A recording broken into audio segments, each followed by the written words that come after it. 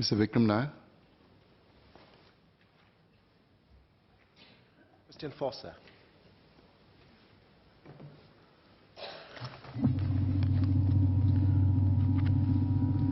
Mr. Speaker, Malaysia hosted the 9th Leaders Retreat on the 9th of April 2019. Prime Minister Lee and Prime Minister Mahathir had very candid discussions, and they both reaffirmed our mutual commitment to maintaining a positive and constructive bilateral relationship. I will now provide an update on 4 key areas: the maritime boundaries, air, water and land connectivity issues. So let's start with maritime boundaries. The Malaysian Foreign Minister, Mr. Saifuddin Abdullah, and I agreed on a set of measures to de-escalate tensions on the 14th of March 2019.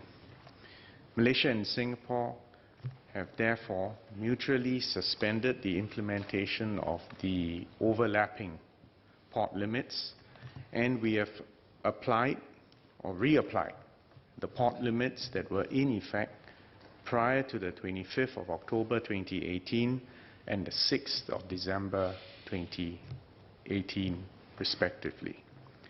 The Malaysian government vessels are no longer anchored in the area.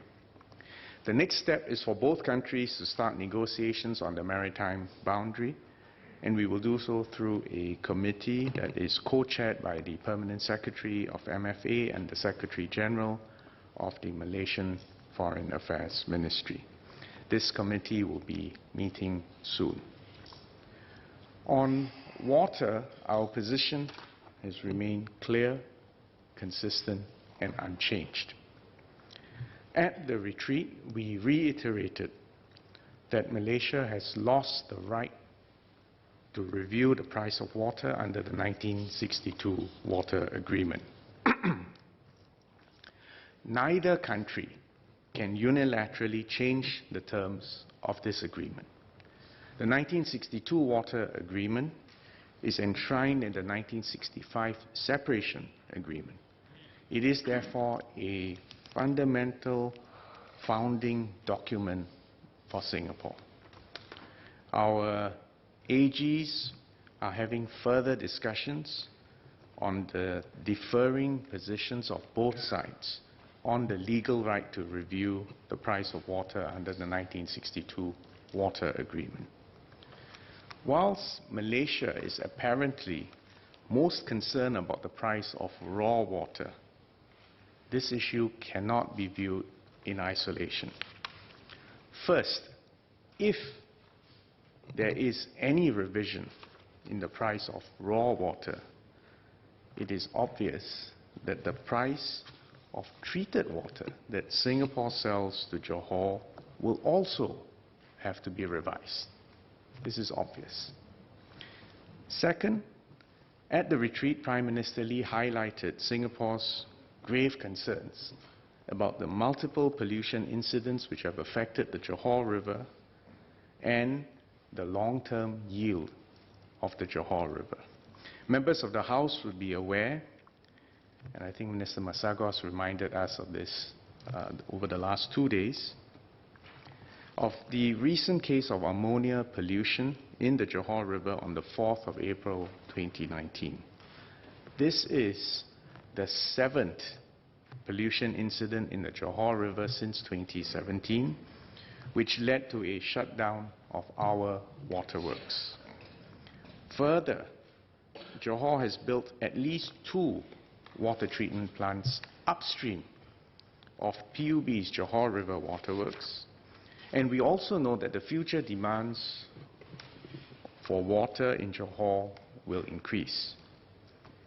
These 2 Malaysian plants, combined with our Johor River waterworks, are currently drawing more water from the Johor River can yield on a sustainable basis. These issues, if not addressed, will compromise Singapore's right to abstract our full 250 million gallons per day entitlement of water under the 1962 Water Agreement. They will also affect the water supply for Johor's own growing needs. And action needs to be taken expeditiously to avoid a potentially more intractable issue in the future. This is a problem which is clear and present, and we can see it looming. Both sides have noted Singapore and Malaysia's mutual interest in identifying appropriate and timely measures, including additional schemes to increase the yield of the Johor River and to safeguard its environmental conditions, and to safeguard, in particular, the quality of the water. Officials from both countries will follow up on this. The two foreign ministers have also been tasked to follow up on the water issues that were raised on the retreat. Let me move now to airspace. On the 6th of April 2019, both sides agreed for Malaysia to indefinitely suspend its restricted area over Pasir Godang, and for Singapore to withdraw the instrument landing system procedures for Seletar Airport. The ILS procedures will be replaced with GPS-based instrument approach procedures. The technical agencies from both countries are currently engaged in discussions with a view to implementing the GPS-based instrument approach procedures soon for both the northern and southern approach.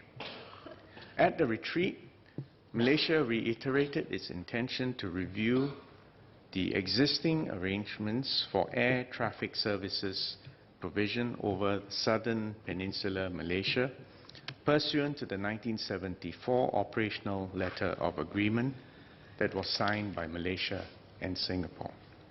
It is very important to note that this 1974 Operational Letter of Agreement, in fact, operationalizes decisions which were reached at the 1973 Asia-Pacific Regional and Navigation Meeting held under the auspices of the International Civil Aviation Organization.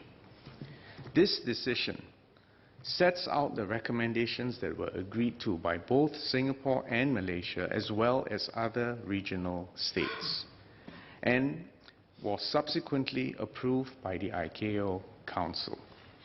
Thus, any review of the existing airspace arrangements should take into account both countries' needs and interests, as well as the interests of other stakeholders, including the airlines and the ICAO, the International Civil Aviation Organization.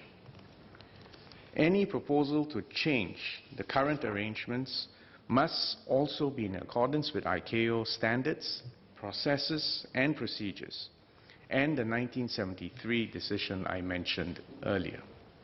Our utmost priority must be to achieve the highest standards of safety and efficiency in civil aviation operations, given that the airspace arrangements in our region are very complex and will get only more complex in the future as our air traffic continues to grow.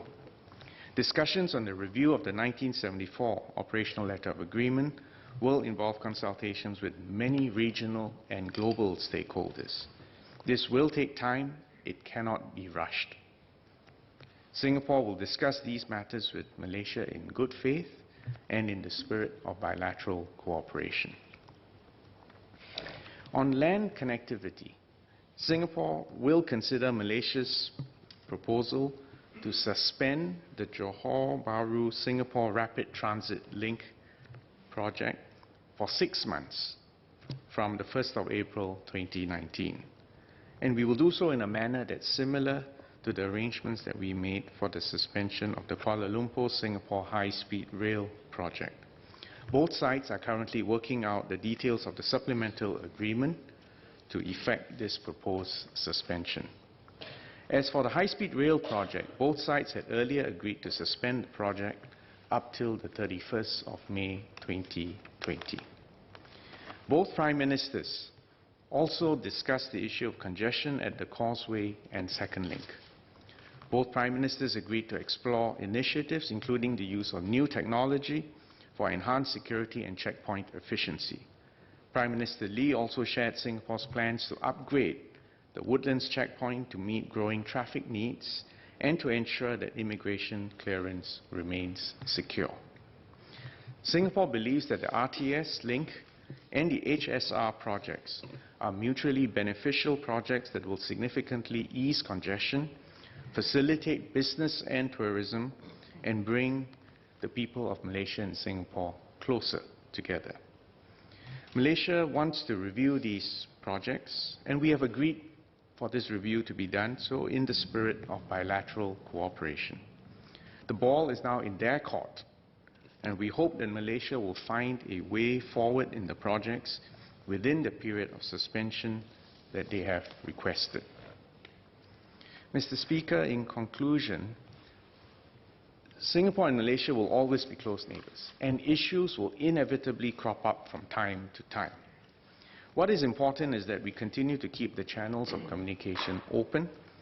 We discuss these issues in a calm and constructive way on the basis of equality and mutual respect. We honor our international agreements fully, and we find amicable win-win solutions in accordance with international law. I believe both sides have demonstrated at the Leaders' Retreat a commitment to manage some of the recent bilateral issues to ensure that we protect our broader multifaceted relationship. We are now on a more stable footing, but there's still much work to be done, and there are also new areas of cooperation which we hope to explore together. Singapore is ready and willing to cooperate with Malaysia in the spirit of goodwill and neighborliness. Thank you. Mr. Vikram Nair.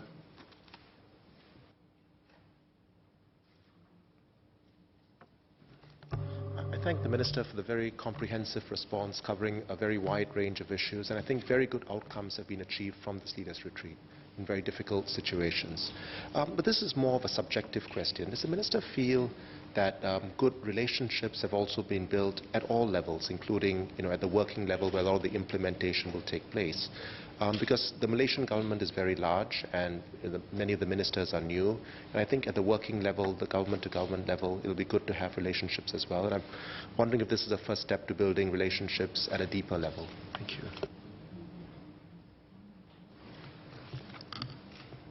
Relationships at multiple levels are important. And I think at the people-to-people level, given our history and the fact that all of us, or most of us, have relatives on both sides of the causeway, I believe Singaporeans and Malaysian people want good relations between our two states. Having said that, I think it is just as important for the civil service, the officials, the members of parliament of all parties, and ministers and obviously the Prime Minister to also continue to engage one another, look for areas where we can cooperate constructively, understand each other's concerns, anxieties, and then try to make progress. So I want to encourage more interaction between the civil servants and parliamentarians, and I would encourage all of you to do so when the opportunities arise. Mr. Pritam Singh.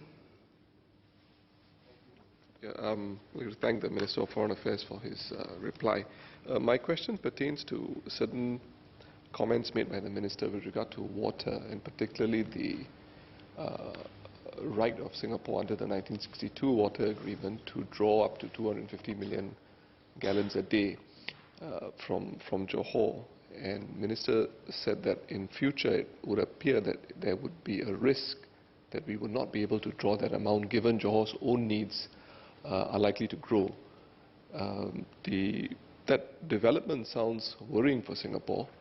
Can I ask the Minister, prior to today, for example, have there been situations where we have not been able to draw the 250 million gallons per day, apart from those incidents where the waterworks had to be shut down? This is a very important point. Quite apart from Johor's own growing needs, and we know and we expect that as we do more together with Johor and as our bilateral projects take off and the economy improves, Johor will need more water. But actually, and here I will be very frank, the biggest threat to Johor's own water supply is actually the lack of environmental protection. And the 7 episodes of pollution since 2017, which resulted in the water treatment plants having to be shut down, are a clear and present amber warning light. Singaporeans may not have noticed because whenever our plant shuts down, fortunately, because of very astute and careful management by PUB, Singaporeans' water supply is apparently not affected. But every time our plant in Johor shuts down, there is disruption and water rationing in Johor. So this should focus their minds on protecting the environmental standards and the quality of the water in the rivers.